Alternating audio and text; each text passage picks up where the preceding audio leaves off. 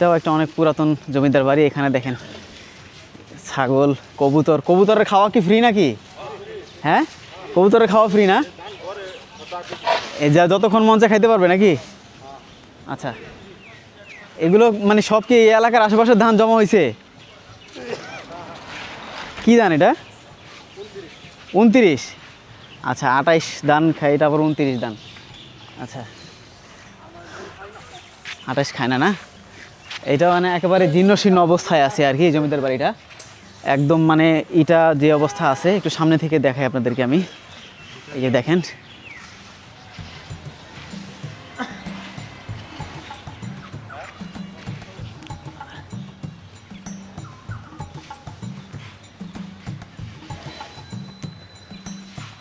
এটা হলো ভেতরে, আর খুবই ভয়ঙ্কর অবস্থায় আছে আর কি। ভেতরে যাওয়াটা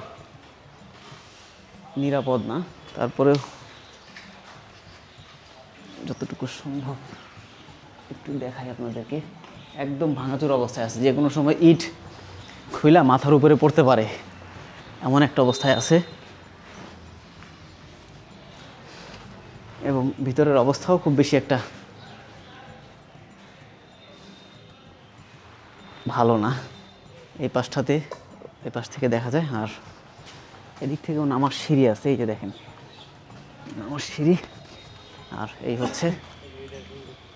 হচ্ছে এই যে মানে প্রবেশ করার যে গেট, এই যে গেটটা দেখেন, এই পাশের গেটটা দেখেন, এটা হচ্ছে মানে মূল প্রবেশ গেট ছিল। তো এটা হচ্ছে ইতিহাসের সাক্ষী হয়ে দাঁড়িয়ে আছে, অনেক পুরাতন পাকুটিয়া জমিদার বাড়ি। তো এটার ছাদের উপরে আর যাওয়ার কোনো সুযোগ নাই। ওই পাশে আরও একটা ভবন আছে। তো যেহেতু এটার ভেতরে আসলে প্রবেশ করার তেমন কোনো সুযোগও নাই, কারণ এমন অবস্থায় আছে এটাগুলো, মনে হয় যে কোনো সময় ভেঙে পড়বে। আর কয়েকটা সিঁড়ি আছে এখানে, 1টা 2টা 3টা 4টা সিঁড়ি আছে মানে এই বাড়িতে প্রবেশ করার। তারপরেও একটু দেখি যে যাওয়া যায় কি না।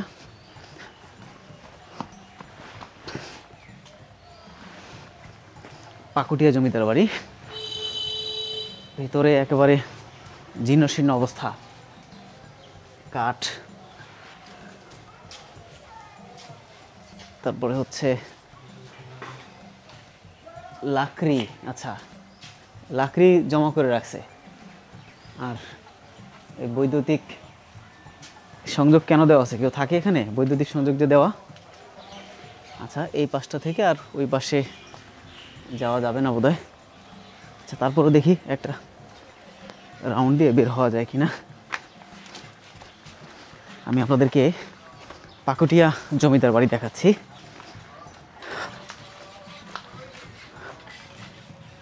এই পাশ থেকে আর যাওয়ার জায়গা নেই, চলো ব্যাক করতে হবে, পিছনে আর যাওয়ার জায়গা নেই। একেবারে খুবই মানে ভাঙাচোরা জীর্ণশীর্ণ অবস্থায় আছে। উপরে যাওয়ার বা ছাদের উপরে ওঠার কোনো সুযোগ নাই। যদি থাকতো আমি চেষ্টা করতাম গিয়ে আপনাদেরকে দেখানোর জন্য, যেহেতু যাইতে পারবো না, সুতরাং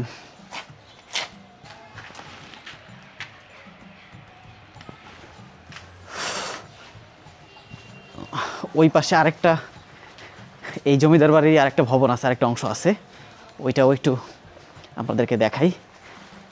এখান থেকে আমরা কিছুক্ষণ আগেই ছিলাম হচ্ছে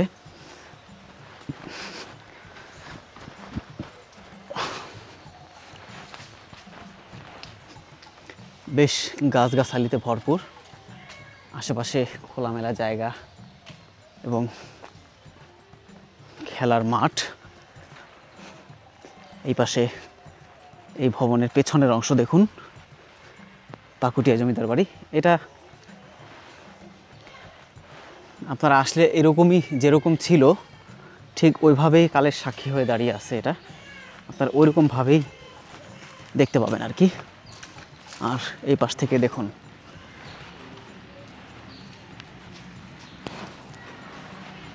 পাকুটিয়া জমিদার বাড়ি। সতর্কীকরণ: কলেজ চলাকালীন সময় ক্যাম্পাসে বহিরাগতদের আড্ডা দেয়া বা ঘোরাফেরা করা নিষেধ। আচ্ছা, এখানে নাগরপুর টাঙ্গাইল পাকুটিয়া উপস্বাস্থ্য কেন্দ্র। আচ্ছা, আর এখানে বিশাল বড় একটা খেলার মাঠ আছে, বেশ পাকুটিয়া জমিদার বাড়ির অংশটা কিন্তু বেশ বড় এবং অনেকটা জায়গা জুড়ে কিন্তু এটা করা হয়েছে এবং ঘন ঘন কয়েকটা কিন্তু বিল্ডিং আছে। ওই যে ওইখানে আরেকটা ভবন আছে, এইখানে একটা ভবন আছে, ওই পাশে আরেকটা ভবন দেখলাম এবং বেশ মানে পুরাতন যে সমস্ত স্মৃতি বিজড়িত জিনিসগুলো সেগুলো আছে এখানে। এই পাশ থেকেও মানে এই ভবনে প্রবেশ করার যেই দরজা, সেই দরজা আছে এখানে। এটা হচ্ছে পিছনের সাইড থেকে, অর্থাৎ এমনভাবে করা হয়েছে এই মানে ডিজাইনগুলো বাড়ির, জমিদার ওই সময়কার জমিদাররা এমনভাবে ডিজাইন করছে যে বাড়ির পেছন সাইড থেকে, ডান পাশ থেকে, বাম পাশ থেকে সব দিক থেকে বাড়ির ভেতরে প্রবেশ করার সুযোগ আছে আর কি। এগুলো ভাঙাচোর অবস্থায় আছে, আর তেমন কিছু নেই। ওই পাশে হচ্ছে একটা বিশাল বড় একটা দিঘি আছে, বেশ লম্বা একটা দিঘি, তারা হয়তো এটা ব্যবহার করতো আর কি। এখানে অনেক লম্বা একটা দিঘি আছে, দুইটা ভাগ করা। আর এই পাশে আরেকটা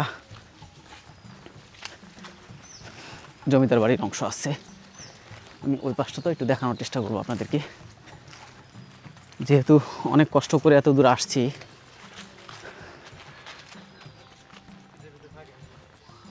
এটার মধ্যে মানুষের বসবাস আছে। আচ্ছা, কাপড়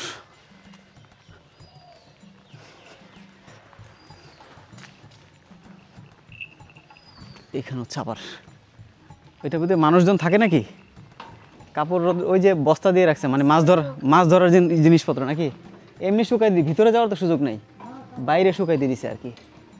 সামনে একটা গাছ আছে বেশ লম্বা, আর তাহলে হয়তো কেউ থাকে, হয়তো কোনো একজন কেউ এমনি হয়তো পরিত্যক্ত অবস্থায় পড়ে রয়েছে, হয়তো কেউ থাকে। ও ভিতরে কবুতর এবং উপরে যাওয়ার কোনো সুযোগই নাই, একদম ভাঙাচোরা অবস্থায়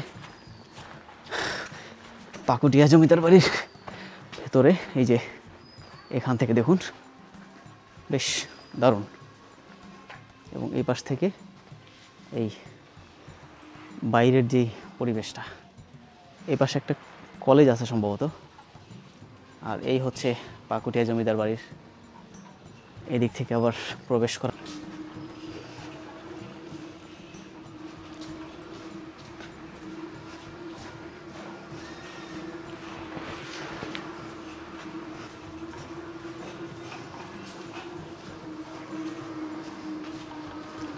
মানে বোঝাই যাচ্ছে যে বিশাল বড় একটা জায়গা নিয়ে তখন শাসন করছে আর কি, এবং অনেক লম্বা জায়গা নিয়ে করছে। এখান থেকে নামার সিঁড়ি, মানে চারপাশ থেকেই নামার সিঁড়ি করে রাখছে। এই যে আমরা যে দিক থেকে ঢুকলাম ওই দিক থেকে আবার এই পাশ থেকেও এখানে একটা শহীদ মিনার আছে।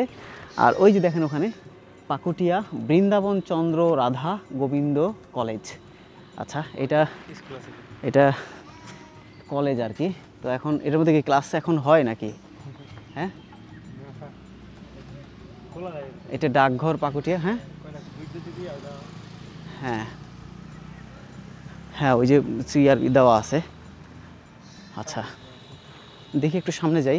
শহীদ মিনার, এটা এখন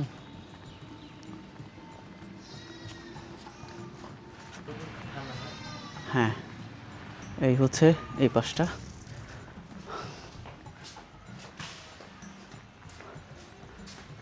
এটা হচ্ছে এই পাশের বাইরের অংশ, তার ডান পাশে।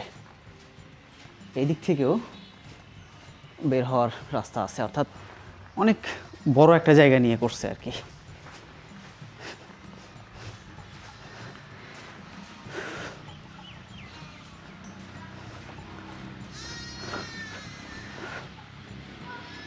আর এখানে দেখেন যে ভেড়ার পাল, সবুজ এই মাঠের মধ্যে ভেড়া ছেড়ে দিছে, ভেড়াগুলো এখানে ঘাস খাচ্ছে। আর ওইটা একটা সরকারি একটা ভবন দেখা যাচ্ছে। এটা কি স্কুল? কোন ক্লাস পর্যন্ত? কোন ক্লাস পর্যন্ত এখানে? এটা স্কুল না? স্কুল আর কলেজ? এটা কলেজ, এটা কলেজ বৃন্দাবন চন্দ্র রাধা গোবিন্দ কলেজ। আচ্ছা, বাইরে থেকে ঘুরে দেখে যেতে পারেন। আর হ্যাঁ, কলেজে ক্লাস হয় না? প্রত্যেক দিন ক্লাস হয়?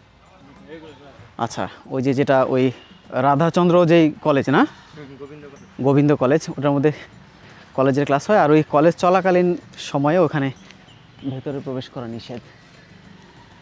আর এই পাশ থেকে এই জমিদার বাড়ির